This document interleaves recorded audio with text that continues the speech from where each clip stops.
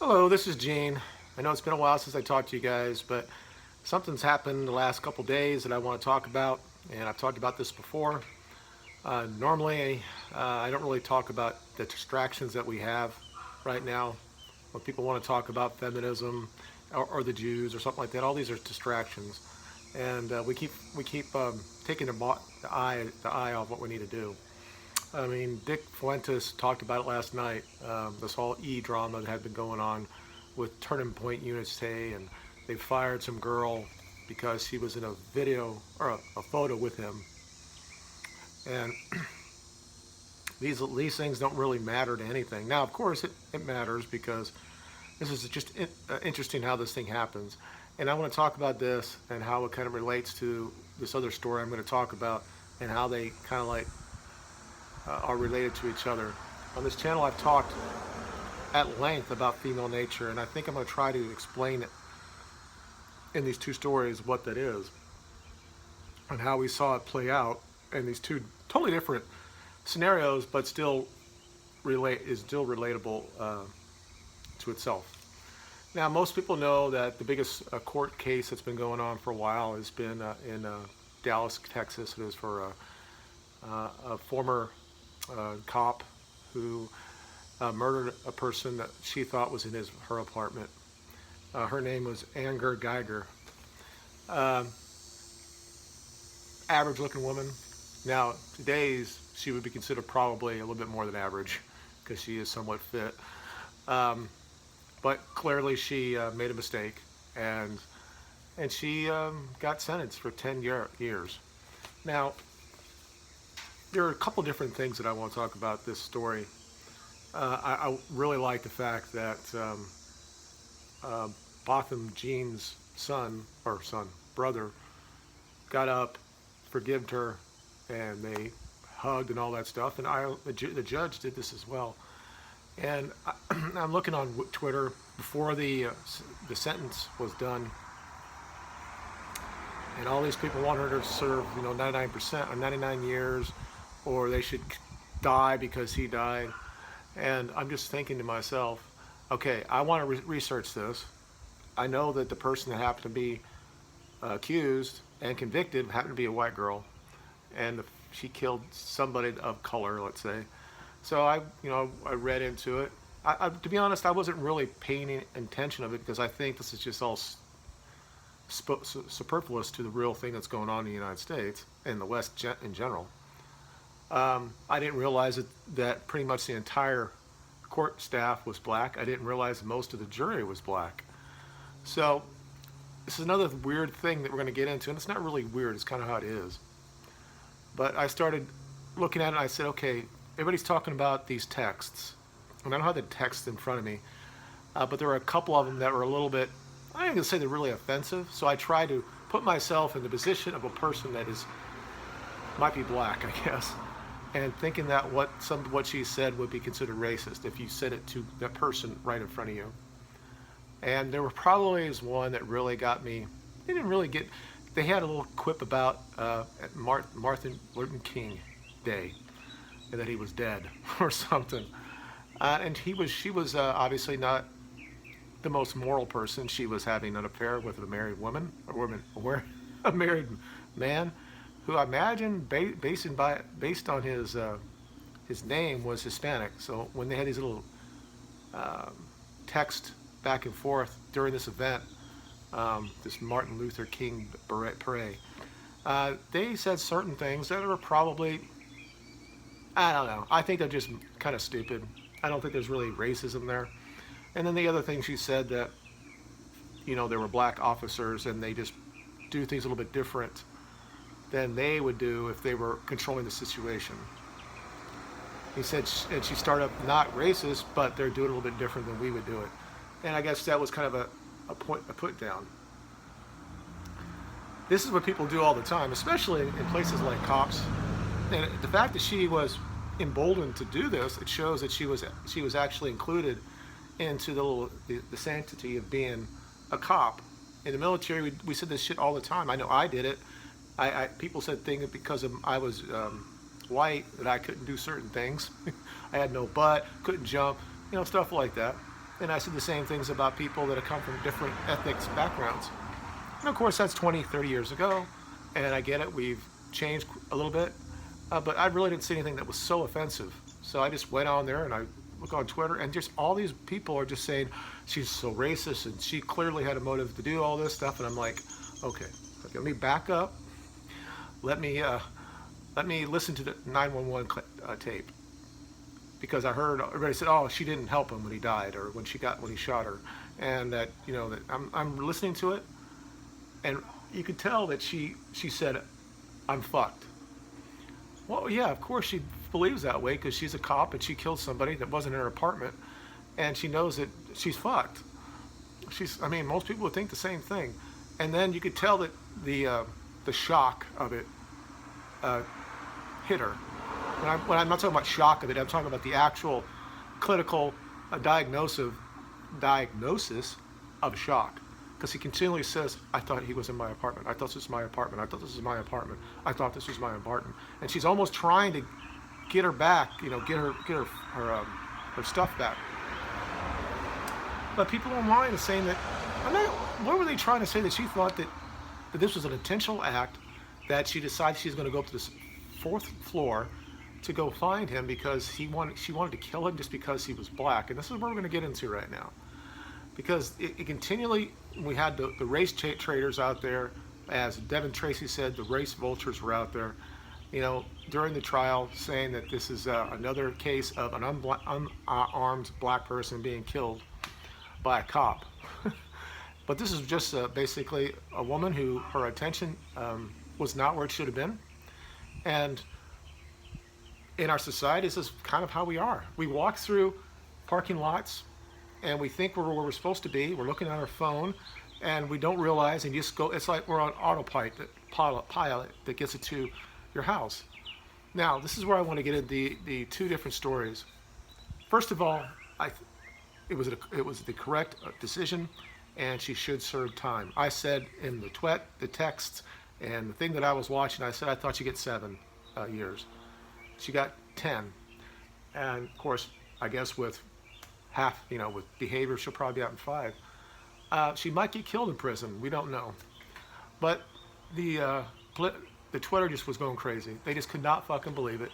And the undertones of a lot of it was that basically they were saying that most of the jury, the judge, even her brother, or his brother, the person that was killed, were basically Uncle Toms. And the fact is that white or black people have not, because they've always been oppressed, they don't know how to stand up for themselves in this type of situation. Look, I'm going to tell you what and we'll get into the other part about female nature. I try as hard as I could, and I don't really think it would have mattered if I'd have just looked at this thing and happened to be a black woman that went into a place that was a white man. I don't think there was any way that I would have said that was some sort of racial idea, that in this person, the reason why she killed this person because he was black. I think that it was clearly an accident, but she should go to jail because she messed up. It's like if you do a moving violation and ends up hitting people, it ends up killing people, you can go to jail for this. It's basically the same type of thing. But we have these race traders out front. They're just basically saying it's because this is all racism, because she was a racist. And they had to put these texts into the defense, or the prostitution at the end. Like, that was the last thing that they wanted to give the jury, that said she was so racist, this is why she killed this person. Now, let me make this clear, 100% clear here. This is the problem with female nature. Even though this person's a cop, even though that she's been trained, even though she has a gun, when it comes down to where she becomes so scared, she becomes a female. She shoots first. She uses whatever action she has to get rid of the threat, because she is so scared that she can't defend herself. And she talks about this in her testimony. She said, and also I think when she was talking to the 911 operator, she said, we always had 2 people around. I always had somebody with me. I always had a partner. And you could tell that she can't deal with her job without having a partner, that she needs someone to rely on. So this idea that she wasn't giving them this person like CPR or something like that. Look, you can say they're trying to say that she's cold-blooded and just wanted him to die. She knew right away that she'd fucked up everything. That she knew for sure that she's no longer going to be a cop, and then she knew that probably no, she's going to jail. So if she thought she could have fixed the situation, she would have. But this is what happens. So this is we put women in these positions. She's like 5'3", but when it came down, she made the greatest training she ever has and all this stuff, and she's been a very tough woman. But when it comes down and she's by herself, and she goes into an area and she thinks that somebody in that apartment is going to harm her. I mean, this is exactly what people do. You know, she didn't ask questions. She said, "I'm going to defend myself." Now we could say because of her training she shouldn't do that, but this is clearly what happens and how she reacted to it at the end. People said all her training should have stepped in and said stop it from happening so she could have de-escalated the situation. She knew she had a gun, and she thought the first thing she should do was to kill this, or do what you ever do to stop that threat from coming to you.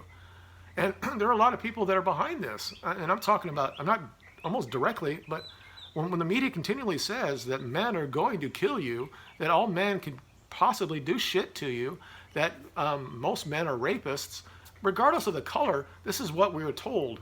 So this is something I don't really like to talk about it because it is a distraction for the real movement that we're trying to have. But this is what we're taught, and you can tell that this woman probably believed all this stuff. From what I looked at, she was kind of a feminist anyway.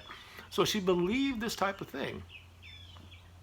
So if you actually listen to the 911 thing, and you really understand that this is not, she didn't go in there to go shoot somebody just because that person had to be black or some bullshit like that, that she made a mistake that ended up somebody getting killed.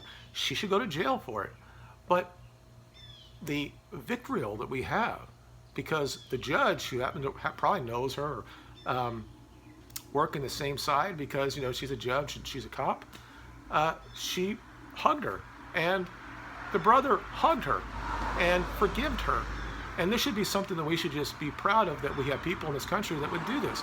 I thought the judge was 100% right that said that they could use the castle defense, because in her mind she thought she was in her castle.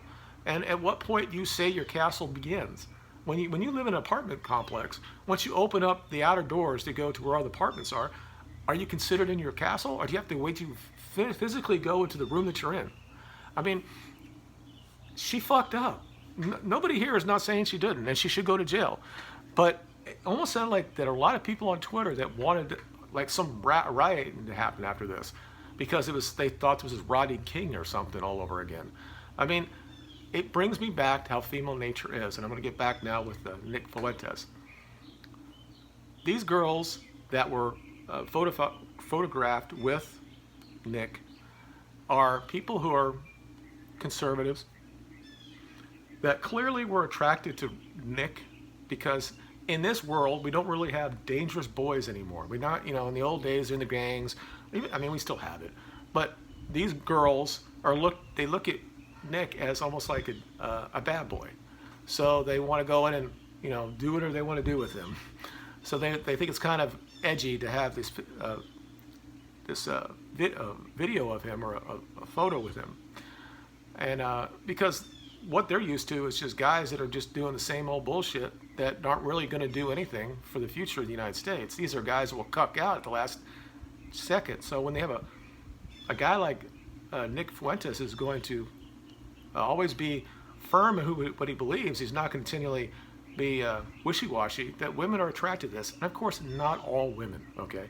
But women who are into politics or conservative in nature, if they're around Nick Fuentes or some of these other guys are basically soy boys, they're going to be attracted to somebody like him.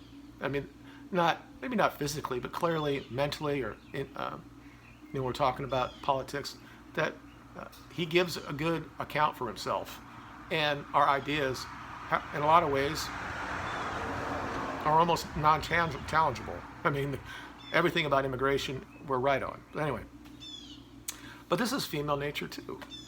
And when Turning Point got rid of that one girl, that, there was a lot of people said that was good, and there are other people saying that. It's like, really? I mean, we understand now who runs them, and we knew that anyway. So it's not just the left that does this. I mean, the quote unquote right does this as well. And again, on this channel, I don't never say that I'm right or left.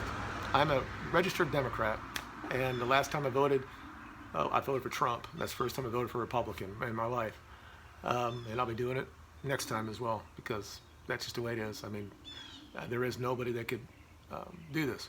And as much as I don't really like him as much, Steven Crowder came out and said, he basically said he was wrong about Trump. And he said, who else would you want as president right now to go after the media? I mean, he's the guy that we need. Anyway, when we put all these back together, these are two different stereotypical female nature events. Well, people clearly online that think that, I'm talking about Amber here, that probably should not get prison at all time, the white knighters.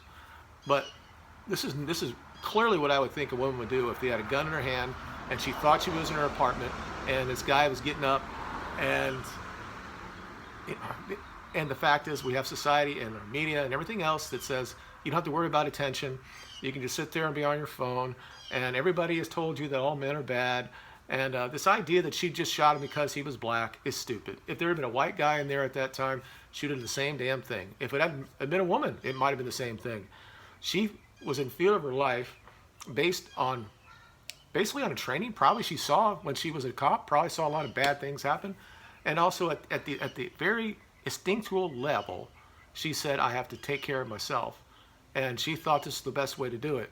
And if she was with somebody else, this probably never would have happened. They probably realized they were on the right floor. But this is what happens. People don't, she clearly didn't know what she was doing. She just had her head down, texting.